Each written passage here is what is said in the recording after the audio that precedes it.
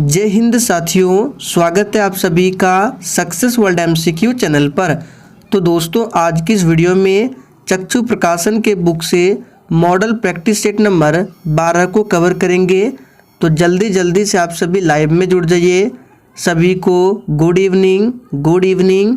तो दोस्तों, आज के सेशन का पहला प्रश्न है, भारत में वन्य जीव संरक्षण अधिनियम किस वर्ष लागू किया गया है। और दोस्तों, आप सभी को प्रत्येक प्रश्नों के उत्तर नीचे लाइव चैट में बताना है ताकि आप सभी का प्रॉपर तरीके से रिवीजन हो सके।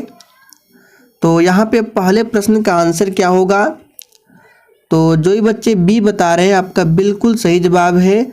1972 में भारत में वन्य जीव संरक्षण अधिनियम लागू किया गया है। दूसरा प्रश्न है, भार का एसआई मात्रक क्या है? चलिए आप सभी दूसरे प्रश्न के लिए फटाफट से आंसर बताएंगे। भार का एसआई मात्रक क्या है? और देखिए, बिल्कुल इसी तरह के प्रश्न आपसे एग्जाम में पूछे जाएंगे। तो यहाँ पे भार का एसआई मात्रक क्या हो जाएगा? तो जो भी बच्चे सी दिए हैं, आपका बिल्कुल सही आंसर है। न्यूटन जो है ये भार का एसआई मात्रक होता है। तीसरा प्रश्न है, निम्नलिखित में से जम्मू एवं कश्मीर में खारे पानी की झील कौन सी है? ध्यान दीजिए, यहाँ पे खारे पानी की झील बताना है जम्मू कश्मीर में। तो तीसरे प्रश्न का आंसर क्या हो जाएगा? तो जो ही बच्चे सी ऑप्शन को दिए हैं, आपका बिल्कुल सही आंसर है। सोमू-रिरी झील जो है ये जम्मू कश्मीर में खारे पानी की झील है। आप लोग कमेंट करके बताएंगे जम्मू कश्मीर में मीठे पानी की झील कौन सी है। चौथा प्रश्न है, निम्नलिखित में से दक्षिण भारत की सबसे ऊंची चोटी कौन सी है? और यह प्रश्न आपके एग्जाम में पूछा हुआ प्रश्न है। तो चलिए आप सभी फटाफट से चौथे प्रश्न के लिए आंसर बताएंगे। निम्नलिखित में से दक्षिण भारत की सबसे ऊंची चोटी कौन सी है? तो चौथे प्रश्न का आंसर जो ये बच्चे सी ऑप्शन दिए हैं, आपका बिल्कुल सही जवाब है। अनाई मुड़ी है। और ये किस पर्वत पर स्थित है? तो अन्नामलाई पर्वत पर स्थित है। गुरु शिखर की बात करें तो ये अरावली पर्वत श्रेणी की सबसे ऊंची चोटी है। दोदा बेटा की बात करें तो ये नीलगिरी पर्वत की सबसे ऊंची चोटी है। इन सभी फैक्ट को ध्यान रखना है। पांचवा प्रश्न है, निम्नलिखित में से कौन से वृक्ष में औपास्थनिक मूल पाई जाती है? चलिए पांचवें प्रश्न के लिए फटाफट से आंसर बताइए। निम्नलिखित में से कौन से वृक्ष में औपास्थनिक मूल पाई जाती है? तो पांचवें प्रश्न का आंसर हो जाएगा डी ऑप्शन, बरगद वृक्ष में। याद रखना है, बरगद वृक्ष में औपास्थनिक मूल पाई जाती है। छठा प्रश्न है, लॉस्की के विचार से संप्रभुता क्या है? चलिए आप सभी 6 के लिए आंसर बताएंगे। लॉस्की के विचार से संप्रभुता क्या है? तो छठे प्रश्न का आंसर हो जाएगा ए ऑप्शन, बहुलवादी है। अगला प्रश्न है, सूती वस्त्र के साक्ष्य प्राप्त हुए हैं। चलिए आप सभी 7 के लिए आंसर बताएंगे। और दोस्तों, आप सभी डेली क्लास को अटेंड करें। क्लास का टाइमिंग है डेली रात 8 बजे से। तो दोस्तों, सूती वस्त्र के साक्ष्य कहाँ से प्राप्त हुए हैं? तो सही जवाब है ए ऑप्शन, मोहनजोदड़ो से प्राप्त हुए हैं। और देखिए दोस्तों, पूछा जाता है मोहनजोदड़ो का शाब्दिक अर्थ क्या होता है? तो मृतकों का टीला। ध्यान रखना है। और मोहनजोदड़ो वर्तमान में पाकिस्तान के सिंध प्रांत में है, सिंधु नदी के किनारे। और इसकी खोज 1922 में राखलदास बनर्जी के द्वारा किया गया था। जबकि हड़प्पा की बात करें तो इसकी खोज 1921 में दयाराम साहनी के द्वारा किया गया था। हड़प्पा रावी नदी के किनारे बसा हुआ है। लोथल की बात करें तो ये गुजरात में भोगवा नदी के किनारे बसा हुआ है। कालीबंगा राजस्थान में है। इन सभी फैक्ट को ध्यान रखना है। स्वागत का संधि विच्छेद क्या है? चलिए 8 के लिए आंसर बताएंगे। और दोस्तों, प्रश्नों के साथ आपको जितने भी एक्स्ट्रा फैक्ट बताते हैं ध्यानपूर्वक सुने। एग्जाम में प्रश्न बनता है और साथ में डेली आपका रिवीजन होता है। तो देखिए स्वागत का संधि विच्छेद होता है सु प्लस आगत। तो देखिए किस ऑप्शन में दिया गया है, तो बी ऑप्शन में दिया गया है सु धन आगत। और स्वागत जो है ये किस संधि का उदाहरण है, तो यन संधि का उदाहरण है। ब्रेल पद्धति में बिंदुकित पैटर्न की संख्या कितनी होती है? चलिए फटाफट से आंसर बताएंगे। देखिए दोस्तों, ब्रेल पद्धति का आविष्कार जो है 1821 में एक नेत्रहीन फ्रांसीसी लेखक लुई ब्रेल ने किया था। तो यहाँ पे पूछा जा रहा है ब्रेल पद्धति में बिंदुकित पैटर्न की संख्या कितनी होती है। तो यहाँ पे ऑप्शन के अकॉर्डिंग आपको आंसर बताना है। ऑप्शन में 63 दिया हुआ है, तो सी ऑप्शन आपका बिल्कुल सही जवाब है। रासायनिक परिवर्तन के साथ होते हैं। चलिए 10 के लिए आंसर बताएंगे। और अगर आपको सेशन पसंद आ रहा है तो आप सभी सेशन को फटाफट से लाइक करें। तो रासायनिक परिवर्तन के साथ नए प्रकार के पदार्थ का निर्माण होते हैं। और बी ऑप्शन में है निकाय की एंथैल्पी में परिवर्तन, पदार्थ के रासायनिक गुणों में परिवर्तन, यानी कि रासायनिक परिवर्तन में ये सभी चीज़ें होती है। तो डी ऑप्शन आपका सही जवाब है।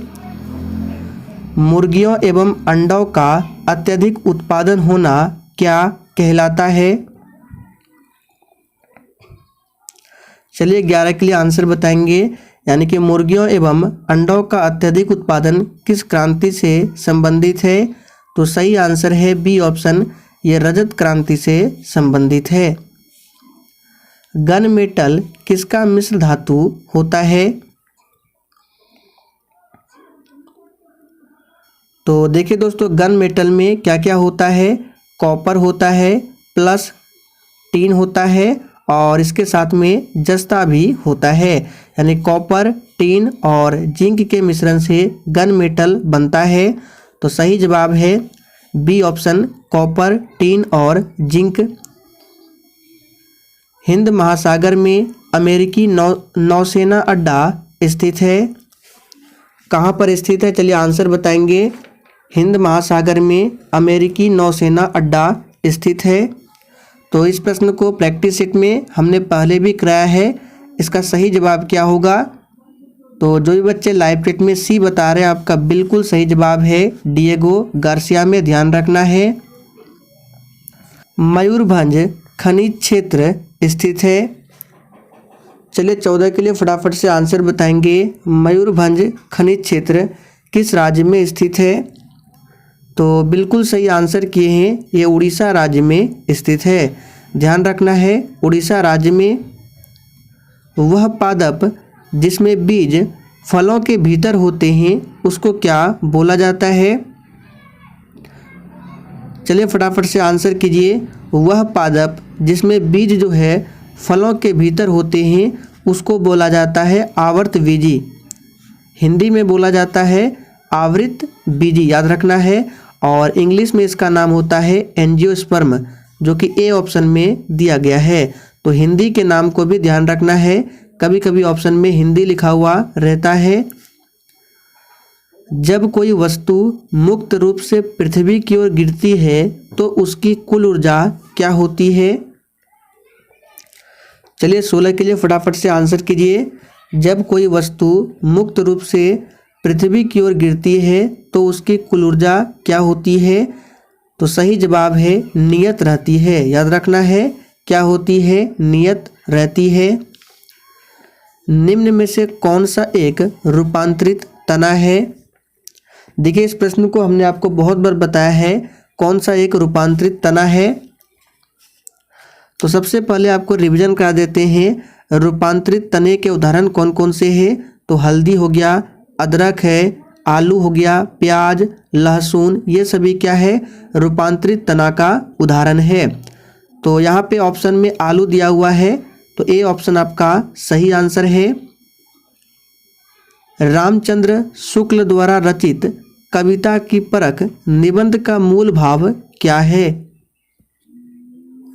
चलिए 18 के लिए फटाफट से आंसर कीजिए। तो इसका सही जवाब क्या हो जाएगा? C option. देखिए कविता की परख जो निबंध है इसका मूल भाव है कविता का मूल्यांकन करना। अगला प्रश्न है, निम्नलिखित में से कौन सा एक कारक पृथ्वी की सतह पर तापमान के वितरण को प्रभावित नहीं करता है। चलिए 19 के लिए आंसर बताएंगे। और दोस्तों, जैसे ही चक्षु प्रकाशन बुक से प्रैक्टिस सेट समाप्त होगा उसके बाद हम लोग रुक्मणी प्रकाशन यानी कि द प्लेटफॉर्म बुक से प्रैक्टिस सेट को स्टार्ट करेंगे। तो जितने भी स्टूडेंट चैनल पर पहली बार आए हैं आप लोग चैनल को सब्सक्राइब कर लें ताकि आप लोगों से एक भी सेशन मिस ना हो। तो यहाँ पे सही जवाब क्या हो जाएगा, तो 19 का आंसर हो जाएगा डी ऑप्शन, भूकंप। अंतःश्वसन तभी होता है जब वायुमंडलीय दाब से फेफड़ों का दाब क्या हो। और दोस्तों, मध्य निषेध सिपाही एग्जाम के लिए हम लोग क्वेश्चन बैंक से भी प्रैक्टिस सेट स्टार्ट करेंगे। चलिए फटाफट से 20 के लिए आंसर बताएंगे। तो यहाँ पे इसका आंसर क्या हो जाएगा, कम। देखिए, अंतःश्वसन तभी होता है जब वायुमंडलीय दाब से जो फेफड़ों का दाब होता है वो कम होता है। मौलिक अधिकारों के प्रवर्तन के लिए याचिका यानी कि रिट जारी की जा सकती है। चलिए 21 के लिए फटाफट से आंसर कीजिए। तो दोस्तों याद कीजिए, हमने आपको बताया था याचिका यानी कि रिट जो है सर्वोच्च न्यायालय और उच्च न्यायालय दोनों जारी कर सकता है। अब यहाँ पे बात होती है कि सर्वोच्च न्यायालय यानी कि सुप्रीम कोर्ट जो है किस अनुच्छेद के तहत रिट जारी करता है, तो अनुच्छेद 32 के तहत। और उच्च न्यायालय यानी कि हाई कोर्ट जो है ये अनुच्छेद 226 के अंतर्गत रिट जारी करता है। तो ध्यान रखना है। आगे देखिए, ब्रायोफाइटा पादप सामान्यतः पाए जाते हैं। चलिए 22 के लिए फटाफट से आंसर कीजिए। ब्रायोफाइटा पादप सामान्यतः पाए जाते हैं। तो बिल्कुल सही आंसर किए हैं, नम एवं छायादार आवासों में। भारत की विदेश नीति आधारित है। और दोस्तों, सेशन के लास्ट में आप सभी को अपना अपना स्कोर जरूर बताना है। तो भारत की विदेश नीति किस पर आधारित है, तो गुट निरपेक्षता की नीति पर। निम्नलिखित नदियों में से कौन सी नदी अफ्रीका महाद्वीप में स्थित नहीं है।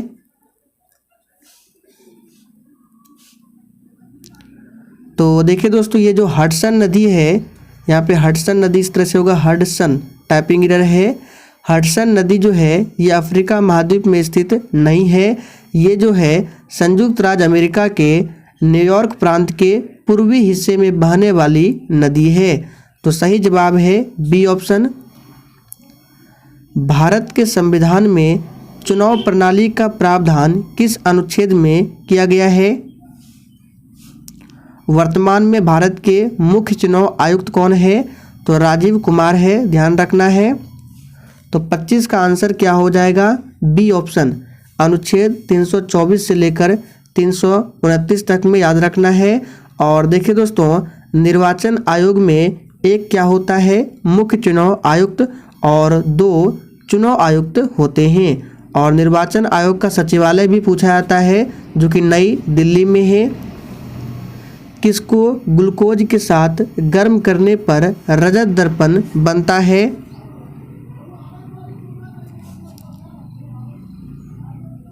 तो यहाँ पे सही जवाब क्या हो जाएगा, डी ऑप्शन, टॉलन अभिकर्मक। टॉलन अभिकर्मक के साथ गर्म करने पर ग्लूकोज को रजत दर्पण बनता है। रॉकेट किसके संरक्षण के सिद्धांत पर कार्य करता है।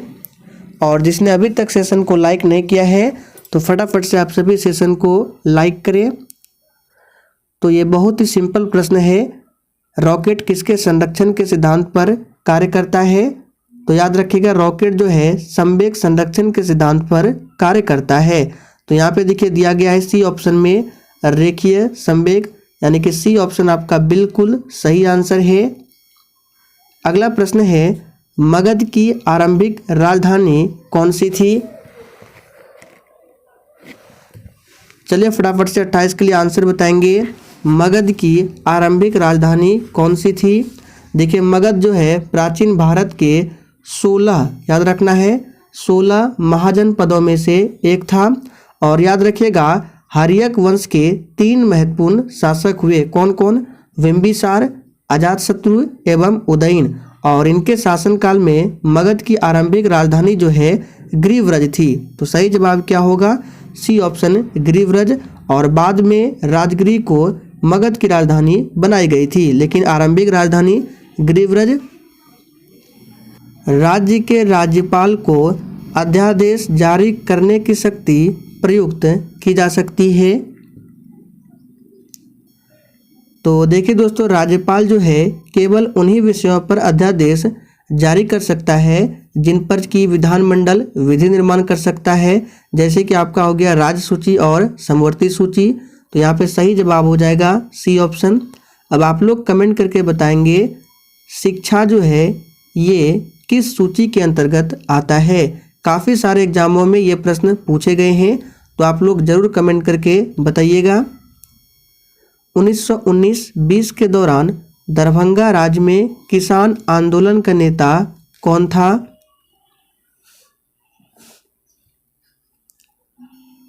तो इसका सही जवाब क्या होगा? बी ऑप्शन स्वामी विद्यानंद। सोनार में खाली स्थान तरंगे प्रयुक्त होती है। तो सोनार में जो है पराध्वनि तरंगे प्रयुक्त होती है। कौन सी? पराध्वनि। मीराबाई का जन्म हुआ था, चलिए आंसर करेंगे कहाँ पर हुआ था।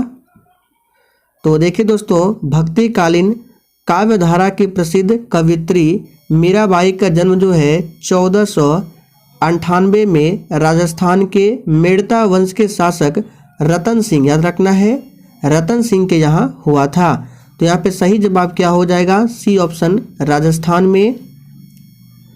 चांद का मुंह टेढ़ा है कृति के लेखक कौन है? ये प्रश्न बिहार पुलिस के एग्जाम में पूछा हुआ प्रश्न है। तो यहाँ पे 33 का आंसर हो जाएगा मुक्तिबोध। निम्न में से कौन सा कथन भारतीय संविधान की प्रस्तावना के संबंध में सही नहीं है? एक बार आप लोग सभी ऑप्शन को ध्यान से पढ़िए। तो 34 का आंसर क्या होगा? तो डी ऑप्शन को ध्यान से पढ़िए। प्रस्तावना में अभी तक सिर्फ 2 बार ही संशोधन किया गया है। बिल्कुल गलत है, क्योंकि प्रस्तावना में अभी तक केवल और केवल 1 बार ही संशोधन हुआ है। कौन सा संविधान संशोधन हुआ है? तो 42वां संविधान संशोधन, जो कि 1976 में हुआ था। तो सही जवाब हो जाएगा डी ऑप्शन। कौन सी प्राकृतिक गैस पाइपलाइन एशिया में नहीं है?